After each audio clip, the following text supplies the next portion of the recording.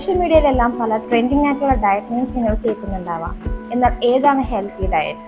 Healthy diet കൊണ്ട് നമുക്ക് എന്തെല്ലാം നേട്ടങ്ങളാണ് ഉള്ളതെന്ന് നോക്കാം. ഒരു ദിവസം എങ്ങനെയാണ് ആരംഭിക്കേണ്ടതെന്ന് നോക്കാം.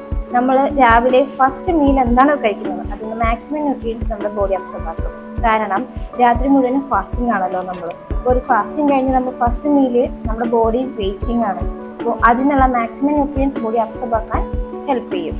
അതുകൊണ്ട് തന്നെ നമ്മൾ ഫസ്റ്റ് മീല് സോഫ്റ്റ് ആയിട്ടുള്ള നട്ട്സോ ഡ്രൈ ഫ്രൂട്ട്സോ അല്ലെങ്കിൽ ഫ്രൂട്ടോ ആണ് ബെസ്റ്റ് ഓപ്ഷൻ. സോ ഇതിൽ ഏതെങ്കിലും നിങ്ങൾക്ക് ചൂസ് ചെയ്യാം.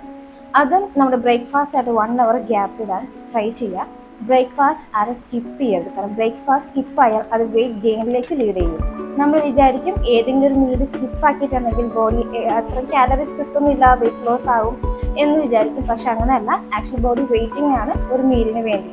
അപ്പോൾ നമ്മൾ ബ്രേക്ക്ഫാസ്റ്റ് സ്കിപ്പ് ചെയ്തിട്ട് ലഞ്ചിലേക്ക് പോവുകയാണെങ്കിൽ അത് വെയിറ്റ് ഗെയിനിലേക്ക് കാരണമാകും. അപ്പോൾ നമുക്ക് ബ്രേക്ക്ഫാസ്റ്റ് ആയിട്ട് എടുക്കാൻ പറ്റുന്നത് സിറിയൽ ഐറ്റംസ്, അതിൻ്റെ ക്വാണ്ടിറ്റി 1 cup.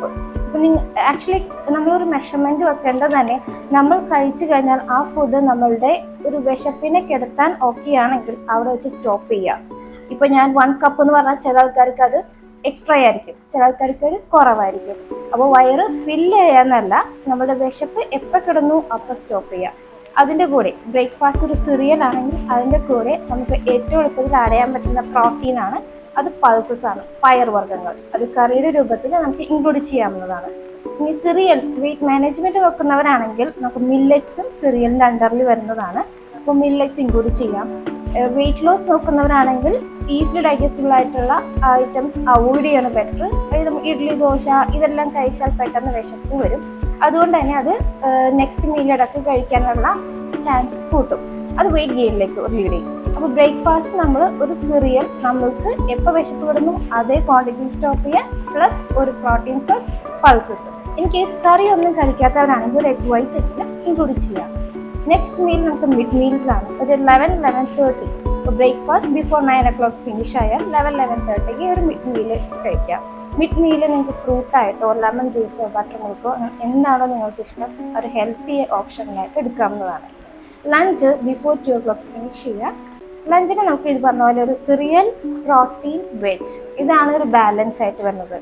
അപ്പോൾ ഇതിൻ്റെ ഈ പ്രോട്ടീൻ അടങ്ങുന്നത് കൊണ്ട് തന്നെ നമുക്ക് ഓരോ മീലിലും നമ്മുടെ വിശപ്പ് കെടുത്താനുള്ള ഒരു ഫില്ലിംഗ് ആയിട്ട് പ്രോട്ടീൻ നമുക്ക് യൂസ് ചെയ്യാം. പ്രോട്ടീൻ ഡൈജഷൻ സ്ലോ ആയതുകൊണ്ട് തന്നെ നെക്സ്റ്റ് മീലിന് വേണ്ടി പെട്ടെന്ന് വിശപ്പ് വരില്ല. പ്രോട്ടീൻ ഒരു 100 to 150 gram ആഡ് ആക്കാം. അത് ചിക്കൻ ആയിട്ടോ ഫിഷ് ആയിട്ടോ പൾസസ് ആയിട്ടോ പനീർ പോലുള്ള പ്രോട്ടീൻ സോഴ്സ് നമുക്ക് ഇൻക്ലൂഡ് ചെയ്യാവുന്നതാണ്. മെയിനായിട്ട് ഇമ്പോർട്ടൻറ്റ് ഒരു സാലഡോ വെജിറ്റബിൾ തോരൻ പോലെയോ നമ്മൾ ഇൻക്ലൂഡ് ആക്കിയിരിക്കണം. ഒരു 4 tablespoon എങ്കിലും നിങ്ങൾ ഇൻക്ലൂഡ് ചെയ്യണം. ഒന്നും പറ്റില്ലെങ്കിൽ ഒരു കുക്കുംബർ സ്ലൈസ് എങ്കിലും, ഒരു കുക്കുംബർ ഫുള്ളായിട്ടുള്ള സ്ലൈസസ് ആക്കിയെങ്കിലും എടുക്കാവുന്നതാണ്. അപ്പോൾ നമ്മുടെ ലഞ്ചിന് ശേഷം ഒരു മിഡ് മീലായിട്ട് ഈവനിങ് സ്നാക്ക് ഒരു 4 മണിക്ക് ഫ്രൂട്ടോ നട്ട്സോ എന്തെങ്കിലും കഴിക്കാവുന്നതാണ്.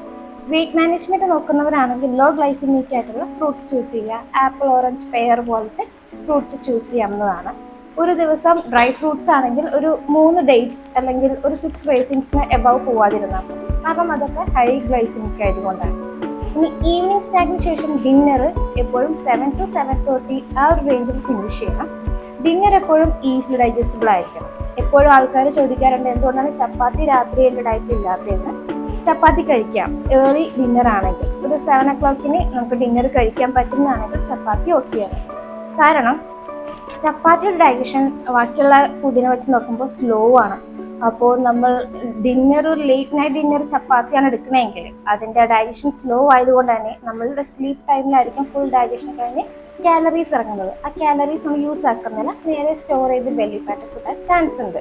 എന്നാൽ ഒരു ഈസിലി ഡൈജസ്റ്റബിൾ ഫുഡാണ് ചൂസ് ചെയ്യണമെങ്കിൽ ലൈക്ക് ഇഡ്ഡലി, ദോശ, അപ്പം അങ്ങനെ ഫെർമെൻറ്റഡ് ആയിട്ടുള്ളത്, അല്ലെങ്കിൽ ഓട്സ് കഞ്ഞി പോലെയോ സൂപ്പ് പോലെയൊക്കെ കഴിക്കുകയാണെങ്കിൽ ഇതെല്ലാം പെട്ടെന്ന് ഡൈജസ്റ്റ് ചെയ്യണത് കൊണ്ട് തന്നെ നമുക്ക് അതിൻ്റെ ഒരു സ്റ്റോറേജ് വരില്ല. കാരണം അതിൽ നിന്ന് വരുന്ന കാലറീസ് അത്യാവശ്യം നമ്മൾ വീട്ടിൽ തന്നെയൊക്കെ യൂസ് ആക്കുന്നുണ്ട്. നമ്മൾ ആ ഒരു രാത്രിയിൽ കിടക്കാനുള്ള ഒരു കൃത്യത്തിൽ തന്നെ അത്യാവശ്യം കാലറീസ് ബേൺ ആയി പോകും. അപ്പോൾ ഇനി ഡിന്നറിന് ശേഷം നമ്മൾ ഏർലി ഡിന്നർ കഴിച്ചത് കൊണ്ട് തന്നെ ഒരു 9-10 മണിയൊക്കെ ആകുമ്പോഴത്തേക്ക് വിശപ്പ് വരുന്നവരുണ്ടാവാം. അങ്ങനെയുള്ളവർക്ക് നമുക്കൊരു 9-9:30 ആ റേഞ്ചിൽ ഹെൽത്തി മിൽക്ക് നല്ലൊരു ഓപ്ഷനാണ്. ഹെൽത്തി മിൽക്കിൻ്റെ ഗുണങ്ങൾ നമ്മുടെ സ്കിന്ന് ഗ്ലോ ആക്കാനും നല്ലൊരു ക്വാളിറ്റി സ്ലീപ്പ് കിട്ടാനും എല്ലാം ഹെൽപ്പ് ചെയ്യും.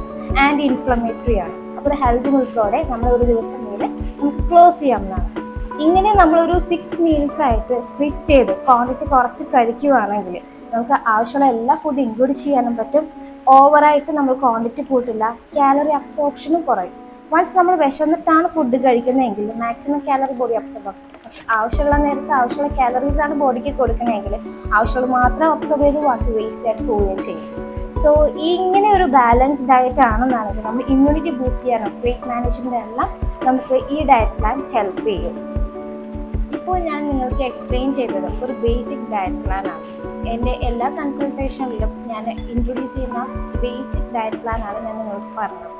എന്നാൽ ഇതിൽ നിന്ന് വ്യത്യാസപ്പെടുത്തി വരുന്നത് ഓരോ ആൾക്കാരുടെ ലൈഫ് സ്റ്റൈൽ, ജോബ് ടൈമിംഗ്, അതുപോലെ health condition like life style disease, PCOD, diabetic, thyroid, cholesterol പോലത്തെ ലൈഫ് സ്റ്റൈൽ ഡിസീസ് ഉള്ളവർക്ക് ഇതിന് കുറച്ചെല്ലാം ഓൾട്രേഷൻസ് ഉണ്ടാവും. അതെന്തെല്ലാമാണെന്ന് പേഴ്സണൽ കൺസൾട്ടേഷനിലാണ് കൂടുതലായിട്ട് പറഞ്ഞുതരിക. കൺസൾട്ടേഷൻ ശേഷം ഒരു ഡയറ്റ് ചാർട്ടും അവർക്ക് ഷെയർ ചെയ്യും. സോ നിങ്ങളുടെ പ്രിയപ്പെട്ട ഒരു ഡയറ്റീഷ്യൻ്റെ കൺസൾട്ടേഷൻ ആവശ്യമാണെങ്കിൽ നിങ്ങൾക്ക് ഓൺലൈൻ കൺസൾട്ടേഷൻ എടുക്കാം. താഴെ വാട്സപ്പ് നമ്പർ കൊടുത്തിട്ടുണ്ട്, ജസ്റ്റ് എൻക്വയറി ചെയ്യാവുന്നതാണ്. ഈ ഇൻഫോർമേറ്റീവ് ആയിട്ടുള്ള വീഡിയോ നിങ്ങൾക്ക് ഇഷ്ടപ്പെട്ടെങ്കിൽ സബ്സ്ക്രൈബ് ചെയ്യുക, ഷെയർ ചെയ്യുക, ലൈക്ക് ചെയ്യുക. ഡയറ്റ് റിലേറ്റഡ് എന്ത് ഡൗട്ട് ഉണ്ടെങ്കിലും കമൻറ്റ് ചെയ്യാവുന്നതാണ്. Thank you so much.